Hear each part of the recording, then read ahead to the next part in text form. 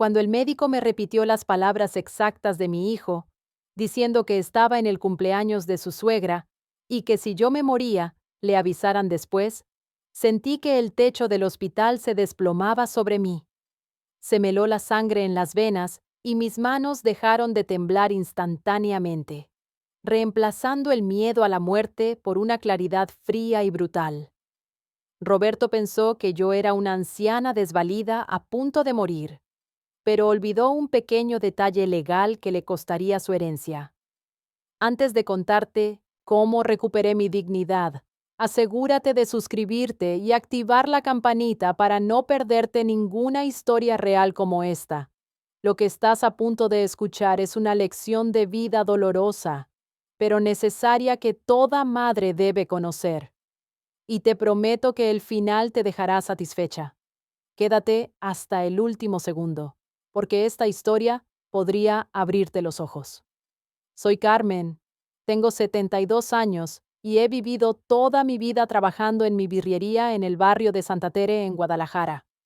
Pensé que mi sacrificio de madre lo era todo y que había criado a un buen hombre, pero la vida me enseñó a la mala que el dinero puede cambiar hasta a tu propia sangre.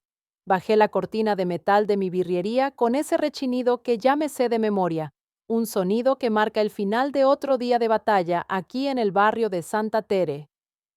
A mis 72 años, los huesos me truenan a veces más fuerte que las bisagras oxidadas del local. Pero no me quejo. Me acomodé el rebozo sobre los hombros. Ese mismo rebozo azul que huele a chiles secos, a clavo, a canela y a carne tatemada. Es curioso cómo el olor del trabajo se le mete a una hasta en los poros, como si fuera un segundo bautizo. Ese aroma es mi orgullo. Es lo que pagó la carrera de mi hijo. Es lo que levantó las paredes de mi casa y lo que me ha mantenido de pie desde que enviudé.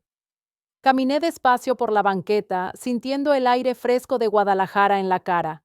Iba pensando en los pedidos para el fin de semana, calculando cuántos kilos de chivo iba a necesitar. Cuando sentí ese zumbido en los oídos, otra vez era como un avispero furioso dentro de mi cabeza. La doctora ya me había regañado la semana pasada.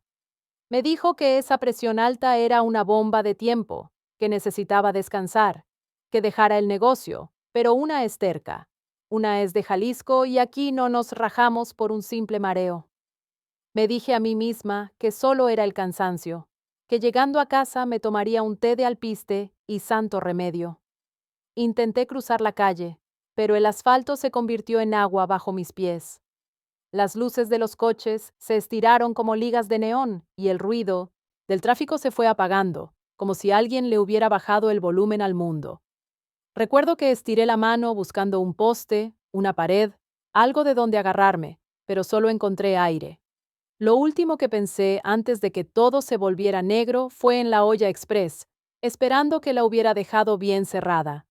Desperté y lo primero que sentí fue el frío. No era el frío de la noche tapatía, sino ese frío clínico, metálico y ajeno de los hospitales. Abrí los ojos y la luz blanca me lastimó hasta el fondo del cerebro. Estaba en Ninonsin, una camilla con un suero conectado a mi brazo. Ese brazo que ha cargado costales de maíz y cazuela hirviendo. Ahora se veía tan frágil, tan lleno de manchas y venas saltadas bajo la luz fluorescente. Me dolía la cadera, un dolor agudo y punante que me robaba el aire. Una enfermera joven se acercó al ver que me movía. Tenía cara de niña y me miraba con esa mezcla de lástima y prisa que le tienen a los viejos que llegan solos a urgencias.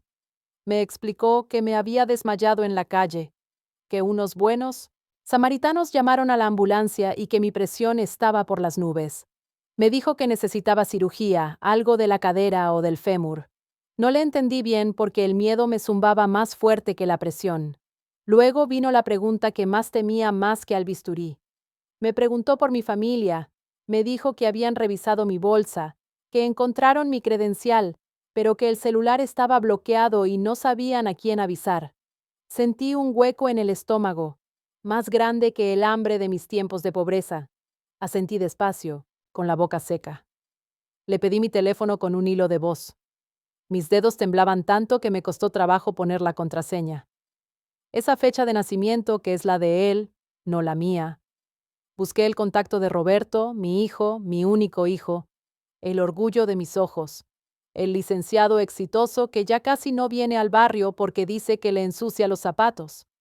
Miré la pantalla iluminada y sentí una nostalgia que me apretó el pecho. Recordé cuando era niño y se aferraba a mis faldas con miedo a la oscuridad, prometiéndome que cuando fuera grande me compraría un palacio. Ahora es grande y el palacio lo tiene él, pero yo siento que estoy en una casa vacía, aunque esté llena de muebles. Marqué su número. El tono de llamada sonaba 1, 2, 3 veces. Cada timbre era un golpe en el pecho. Imaginé que estaría ocupado, quizá en una junta importante, quizá cenando en uno de esos restaurantes caros a los que va con su esposa. Esa mujer que me mira como si yo fuera un mueble viejo que no combina con su decoración. La enfermera esperaba a mi lado y yo sentí la necesidad de justificarlo antes de que contestara, de decirle que él es un hombre importante, que sí me quiere, que no estoy sola. Pero me quedé callada. Solo cerré los ojos y le recé bajito a la Virgencita de Zapopan, no para que me curara la cadera, sino para que mi hijo me contestara el teléfono y no me hiciera sentir que soy un estorbo en su agenda. El teléfono seguía sonando, y en ese silencio prolongado, la soledad se sintió más fría que la sala de urgencias, mientras el tono de llamada seguía sonando en mi oído interminable y monótono. Mi mente voló lejos de esa sala de urgencias, viajando 30 años atrás. De repente ya no olía a desinfectante ni a medicina, sino a leña quemada y a masa cruda. Me vi a mí misma levantándome a las 4 de la mañana, cuando las calles de Guadalajara todavía estaban oscuras y el frío calaba hasta los huesos.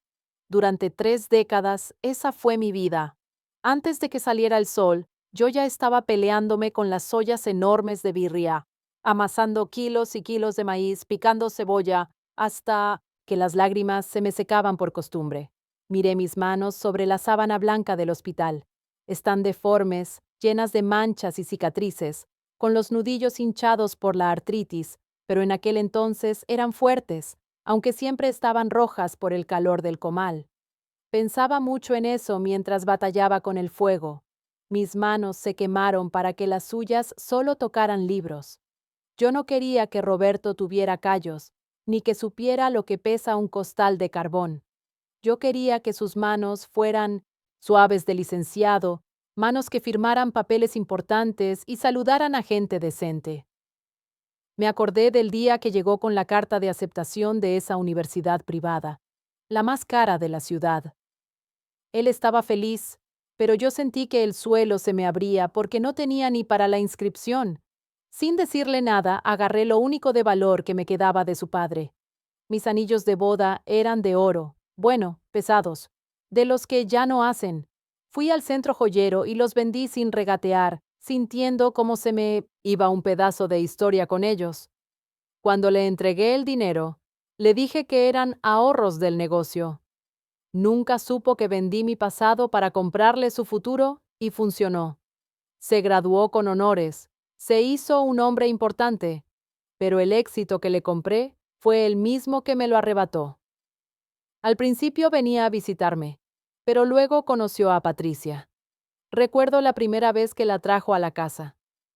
Ella arrugó la nariz apenas cruzó la puerta y se limpió la silla con un pañuelo antes de sentarse. Decía que mi casa olía a grasa, que el aroma de la birria se le impregnaba en la ropa de marca y en el cabello de salón. Poco a poco, las visitas de los domingos se acabaron. Roberto dejó de venir por vergüenza o por no pelear con ella, y yo me quedé sola con mis ollas y mi orgullo. Ahora, las únicas veces que veo su nombre en mi teléfono es cuando necesita algo. No llama para preguntar si ya comí o si me tomé la pastilla. Llama porque quiere cambiar de coche, porque se quieren ir a Europa o porque se atoró con un pago de la hipoteca de mi inocente, su casa en el coto privado. Y yo, tonta madre, al fin y al cabo, siempre digo que sí. Rompo el cochinito, voy al banco, le firmo lo que necesite.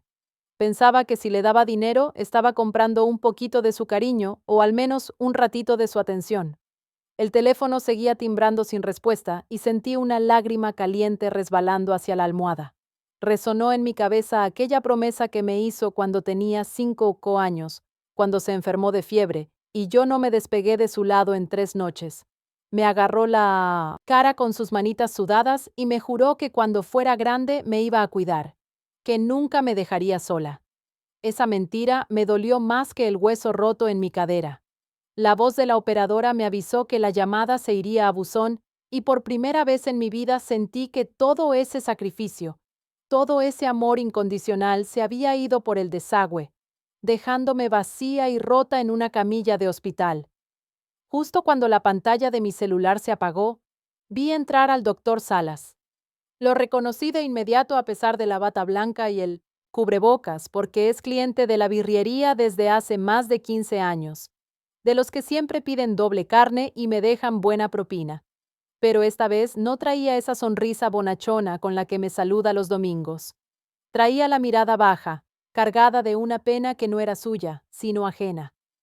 Se acercó a mi camilla despacio, arrastrando los pies como si trajera plomo en los zapatos, y puso su mano sobre la mía. Me dijo que tenía que ser honesto conmigo, que no podía dejarme entrar a operación con mentiras, en la cabeza. Resulta que la enfermera no había fallado en comunicar. Roberto sí había contestado el teléfono antes de que yo marcara.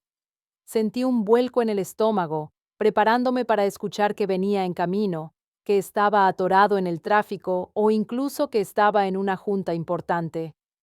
Pero la verdad fue mucho más cruel, más afilada que cualquier bisturí. El doctor, con la voz quebrada de vergüenza, me repitió las palabras exactas de mi hijo.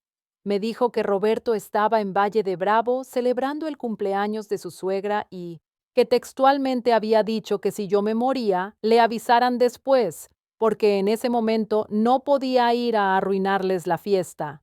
En ese instante el tiempo se detuvo. Uno pensaría que el dolor me haría estallar en llanto, que me pondría a gritar o que la presión me subiría hasta reventarme las venas. Pero no pasó nada de eso. Al contrario, fue como si de repente se apagara todo el ruido del mundo. Dejé de temblar.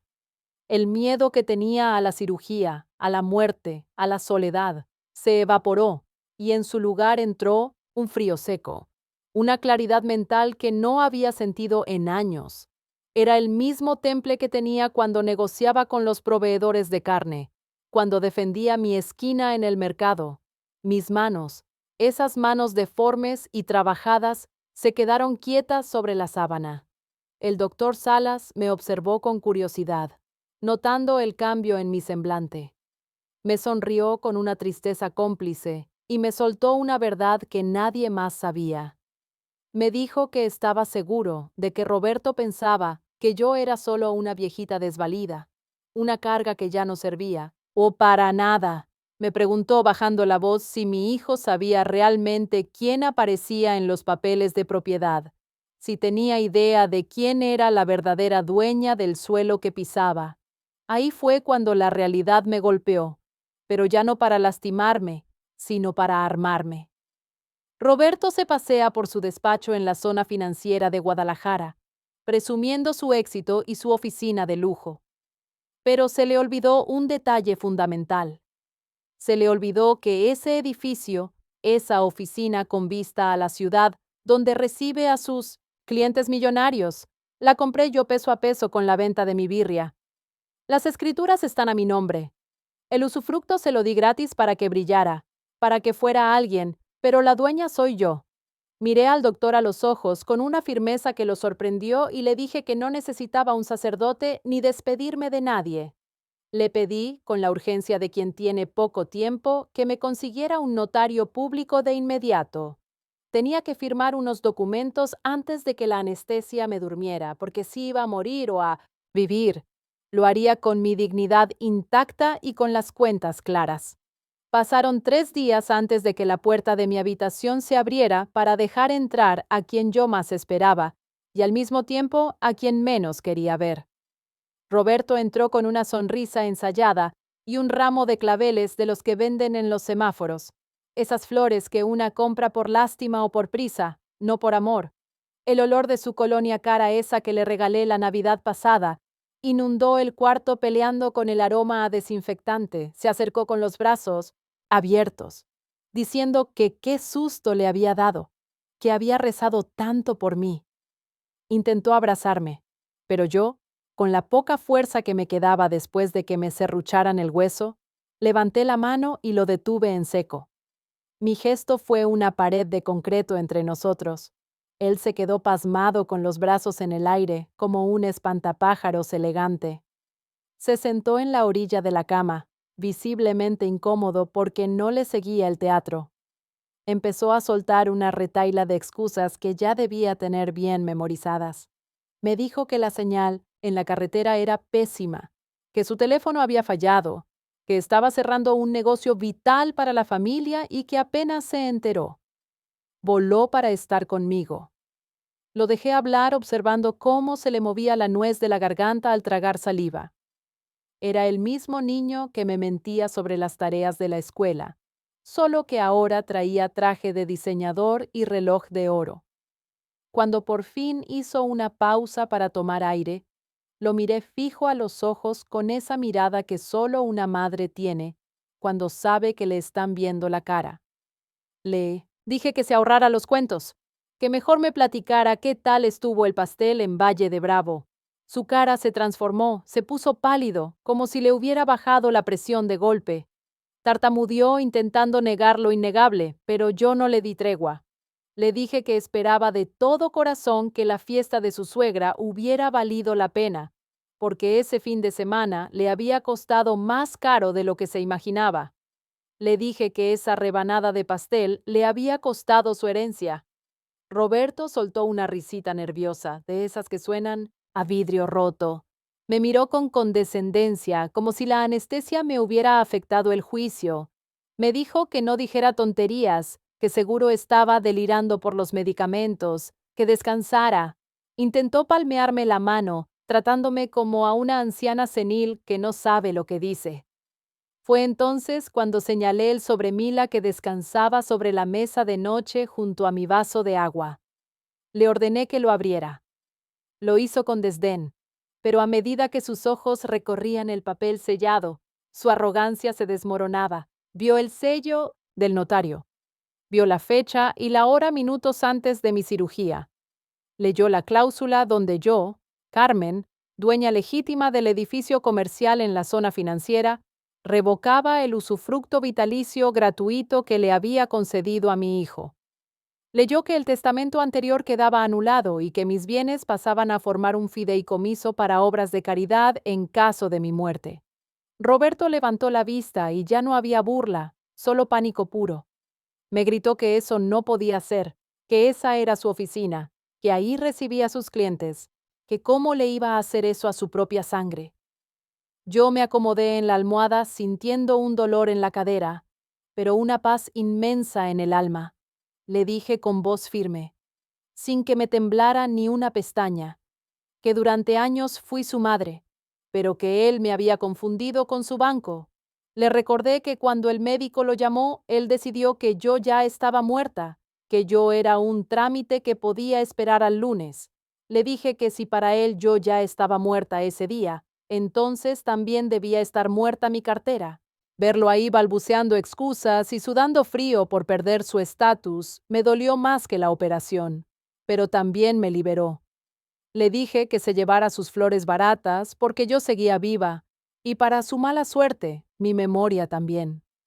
El día que me dieron el alta, el sol de Guadalajara caía a plomo sobre la banqueta, pero yo sentí un frío extraño al cruzar las puertas automáticas del hospital. No fue el brazo fuerte de Roberto el que me sostuvo para no tropezar con mi andadera nueva, sino el brazo firme y cariñoso de mi comadre, Estela.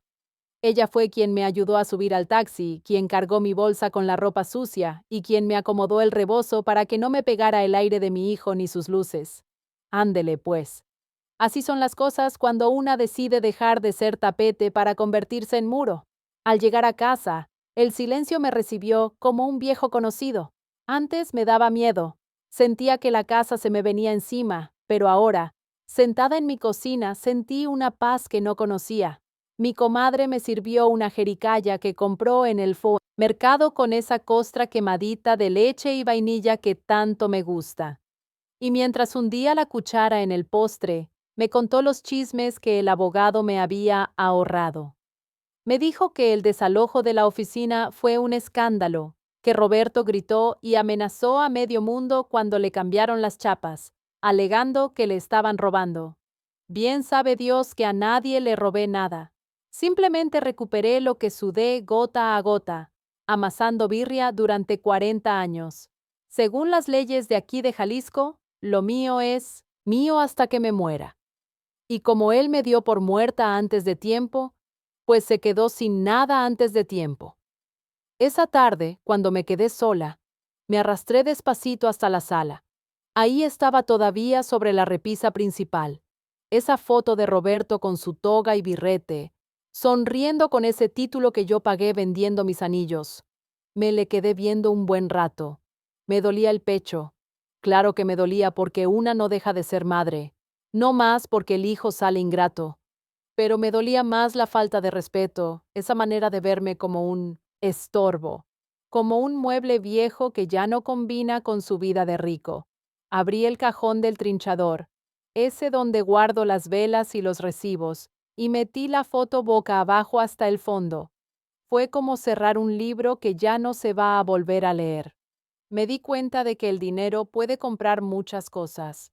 Con el dinero de la renta de la oficina podré pagar una enfermera que me cuide.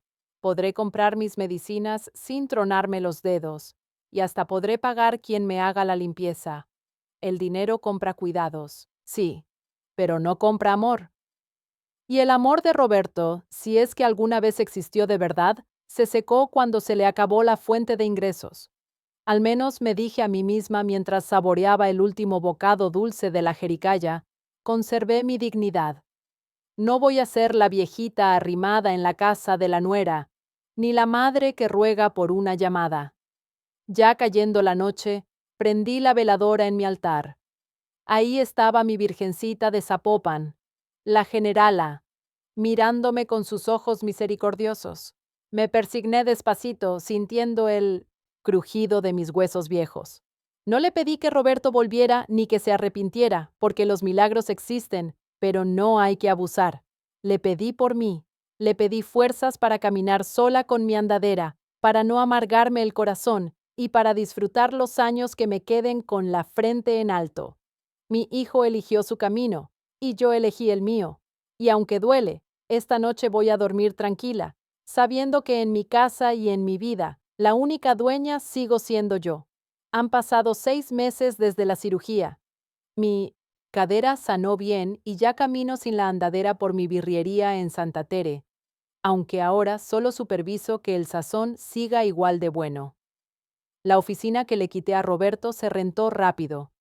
Ese dinero paga puntualmente a mi enfermera y mis gustos. De mi hijo no he sabido nada, y aunque a veces extraño al niño que críe, no extraño al licenciado que me dio por muerta. Hoy mi casa huele a paz, no a soledad. La dignidad no se mendiga a los hijos, se defiende con la frente en alto. Mi consejo es firme. Protejan su patrimonio legalmente y nunca hereden en vida a quien no las valora. Los papeles a su nombre son su mejor seguro de vejez. Dime, ¿tú hubieras tenido el valor de quitarle la herencia a tu único hijo? Te leo en los comentarios. Carmen, 72 años. M.